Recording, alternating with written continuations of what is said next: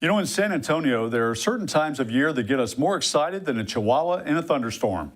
The first day of Fiesta, when they turn the switch on the holiday lights on the Riverwalk, the opening night of high school football, the countdown to the fireworks over the Tower of the Americas on New Year's Eve.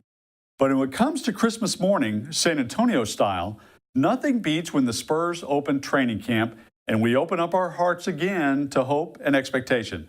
Listen, I've lived a few places in my life, and there isn't a place that loves its team more than San Antonio loves its Spurs. Every night that the team answers the tip-off, it does so with an entire fan base watching with bated breath. Win the game, and the community swells with pride until the next game rolls around. Lose, and well, the sun may or may not rise the next day. Which brings us to next week, when the Spurs gather for another campaign at the team's training facility. And we all know this by now, it's going to be different. Far different. There may be more question marks on the court than basketballs at the start of things. And Coach Greg Popovich returns next week with 11 new players in his 19-man training camp roster.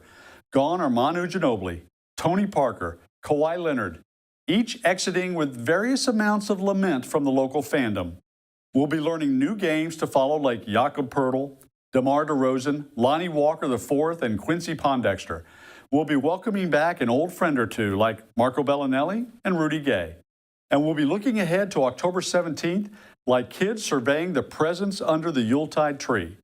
Because while it's going to be mighty different this season, with all that means good and bad, it's still Spurs basketball.